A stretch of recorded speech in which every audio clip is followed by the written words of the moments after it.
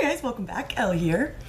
This is really the start of a series of videos that I'm going to be doing that will just delve into like my explanations of everything having to do with Norse paganism, including practices and the work that I do. I definitely want to start out with more explanations of just kind of explaining how I look at the lore. I think it's a good place to start. If we jump right into practice, it's almost like, well, what does that mean? Why are you doing that? And I think explaining this sort of stuff first, which will include things like just explaining how I look at specific gods and specific ideas and everything. I think it just makes more sense as to why these practices are being done. So yeah, I want to start today with a simple one, but it's sort of a mind-blowing one. This was an idea that I didn't come to myself. I had to read it somewhere. I had been already doing this work where I was trying to decipher what everything meant. And if I do say so myself, I think I was doing pretty good. But this was one it couldn't wrap my mind around it. And it's, as you see in the title, what the gods basically represent and what giants or jotuns, thurses and frost giants and all that sort of represent. And yeah, it's like the fucking key to everything. Basically, very basically, gods are spirit, gods are consciousness, and giants are matter. Just there with that simple correspondence. Go back and read the lore, read the Eddas, and you'll just have a whole different fucking view on everything. So I do want to keep these videos very brief, but not that brief. I'm going to elaborate a little bit more on that. So the gods and the giants are basically the two sides of existence, right? You have consciousness and you have matter. Matter cannot exist without consciousness, bringing vitality to it, bringing life to it, bringing its vibration to it. Everything that is manifest in our world and other worlds are manifest and exist because of consciousness, because of the gods. We are the same thing. We're a little microcosm of that, right? We are the god, we are the consciousness, and we are giants. We are matter, we are dense, we are physical. So the giants really are vehicles. They are the bodies that carry this divine energy. You can look at it as a lot of the gods that we're going to talk about, their homes are planets. That's their dense physical form. They're such evolved consciousness that they are an entire world, like our Earth, and all the planets and the moon and everything. It's the body of God. That's why you have Odin being addressed as all ye holy kindred, because Odin, and we'll talk about this, I'm gonna do a whole video on Odin, but he represents sort of all of consciousness in certain aspects, and in certain lays, in certain Eddas, in certain poems, in certain stories.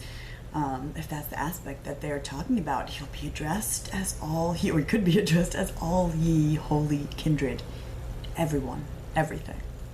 So consciousness basically creates and enters the worlds of matter, to experience, to grow, to evolve, to gain and drink the mead of wisdom and experience.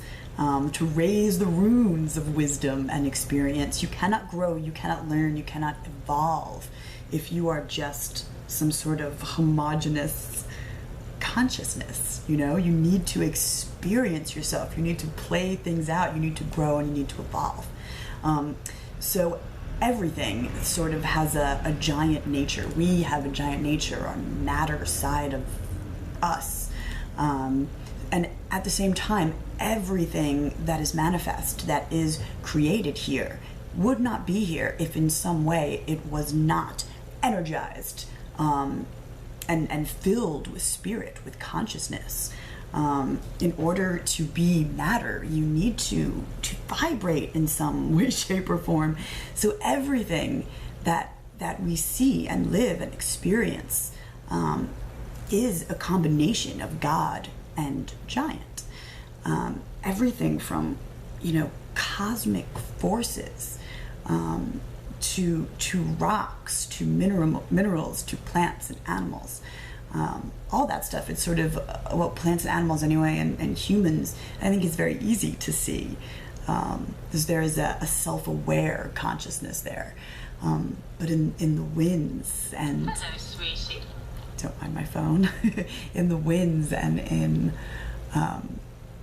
electromagnetism, rocks and mountains and sand, the waves, the ocean, all these things, it's matter enlivened with spirit. One of the things that I just absolutely love about the Norse lore is that the gods are not static. They're not some sort of divine perfection. That you can clearly see from the myths. They are aspiring, varying levels of intelligences. Some manifest as like we talked about, as plants, animals, and below and to well above us, to humans, and in planets, and as huge forces, and just varying levels. Everything is evolving. The Norse myths understand that.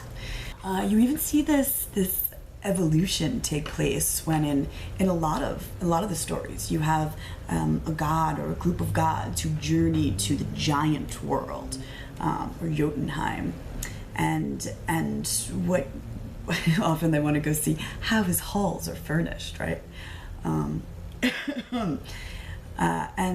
And what follows is this exchange of information, riddles posed to each other, an exchange of information. And that's exactly what's happening when spirit enters matter, right? There, he's gaining some sort of experience of life, some evolutionary experience, and the giant is allowing that. So at the end of the story, when the giant, as always, loses the battle of wits, I guess you could call it, the giant side dies to be reborn in some higher evolved state. It's a beautiful way to look at this, right? One of my favorite stories is Vafthrudnismal, right? The Lay of Illusion can be translated as. Vafthrudnismal is just a beautiful story of illustrating exactly what we're talking about here, really.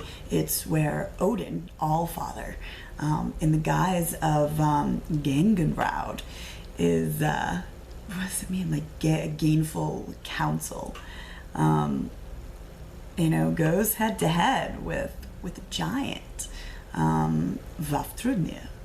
And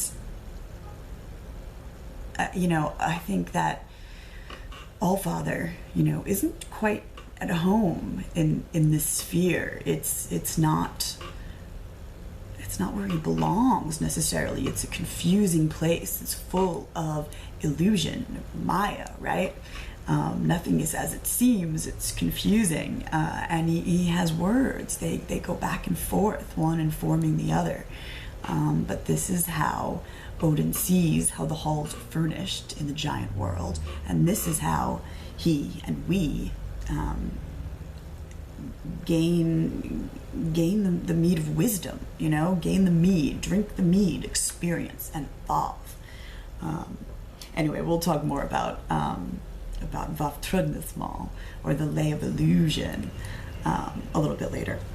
So I think I'm going to stop talking about the gods in general right now, because we're going to go through as many gods as possible in some of these videos and really talk more in depthly about them. I'd like to talk a little bit more before we stop about some of the giants. Not necessarily specific giants. We can do videos on them also, but what you see in in the Eddas and in the lore is that the giants don't always just represent matter. The other thing that they can represent, which I think goes hand in hand, is time periods, epochs or aeons, just some sort of a time period.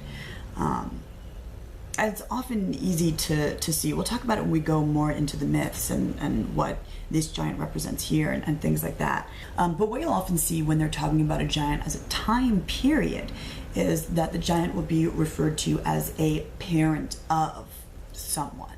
Sort of like how you might say a person is a product of his or her time, this person is the son of, or this giant is the parent of, meaning that they come from this time period.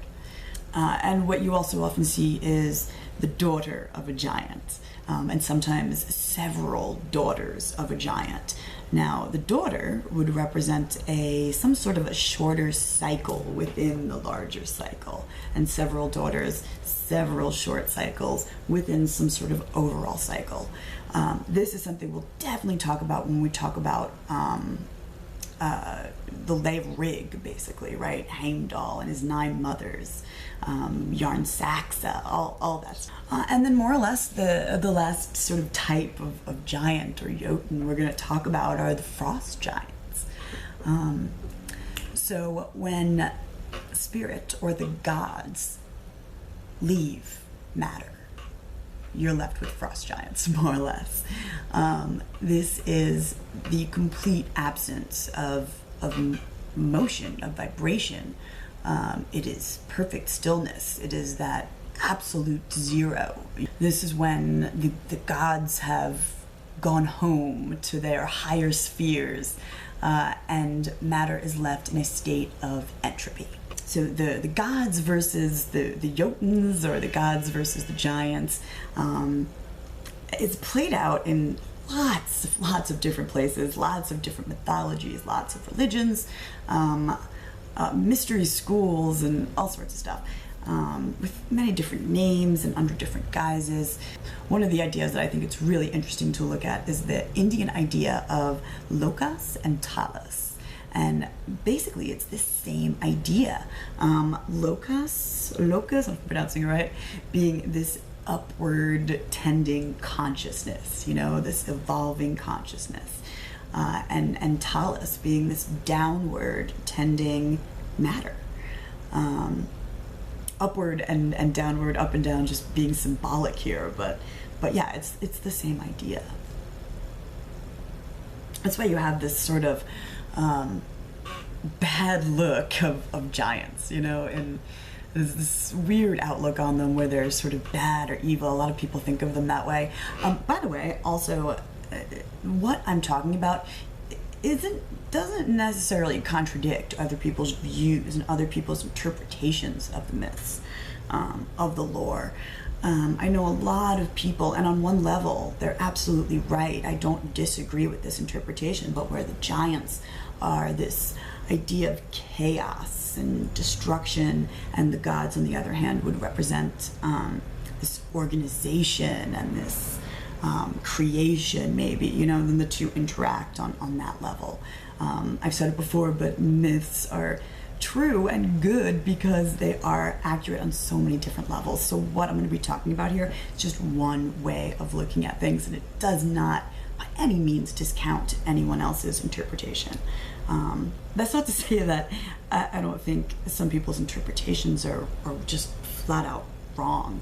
I do, I guess, but a lot of them are just true on different levels, and are true from your standpoint in where you are, what state of evolution you're at spiritually. You can see it this way from here, you see it this way from here. I am by no means saying I am here. There is so much in the lore that I do not understand still. Higher levels of understanding that I'm sure I haven't even gotten to yet. I can only share with you guys where I'm at now and how I can look at it. And I don't think these things need to be secreted or hidden from the public. I think we're at a time when humanity is awakening to these things. If it makes sense to you, fantastic. If it doesn't, don't worry about it. you know? That's kind of how I'm looking at it. Okay, where was I? So frost giants really are ages of inactivity, where no life exists, no atoms are in motion, no forms are created, because the gods have gone home. And because the gods have gone home, there's no divine energy present in those times to give life to anything, to create life, to form beings and matter and all that. So it's also akin to that Eastern idea of like pralaya, dissolution, you know? So I think from here, there's just one more thing I want to talk about, and that is sort of how all this stuff, you know, what happens after the age of the frost giant, basically. But it's also akin, it's really interesting, it's akin to the in-breath and the out-breath of Brahma, or Brahma, Vishnu, and Shiva. So basically after the frost giants, or the age of the frost giants, when the two are completely separate, there's this first vibration, you know, the gods return from their supernal spheres and enliven matter, create matter, and this is called orgalmer. Sometimes I butcher even this pronunciation, I apologize. But basically, like Brahma from Hindu mythology, this is that first vibration. It can be thought of as the Big Bang in the universe. And then eventually you have the idea of trudgalmer, like the sound of Thor. We'll talk more about this when we talk about Thor in general. But this is the fohat. This is the sustaining energy that keeps things in motion. This is Vishnu. And then lastly, you have the third giant. You have the bargalmer, the sound of fruition, the finality. This corresponds to Shiva, the destroyer, also the regenerator, but the destruction at the end. And afterwards you have the period of the frost giants before the regeneration, before you go back to the orgalmer, the orgalmer. So it's like this in-breath, things coming back, and the gods coming out of matter, and this exhalation where the world just fucking explodes, dimensions and universes, and they're kept in motion. It keeps the galaxy spinning. It's the trudgalmer. But yeah, that about covers it. The basics of which being that gods are all consciousness of varying degrees of intelligence, and the giants basically more or less represent matter or periods of time. Yeah, so take a look, go back, read some myths, keep that in mind, and you'll get a whole new understanding of the Norse myths. All right, guys, much more to come. Thanks so much for watching. I'll see you soon. Bye.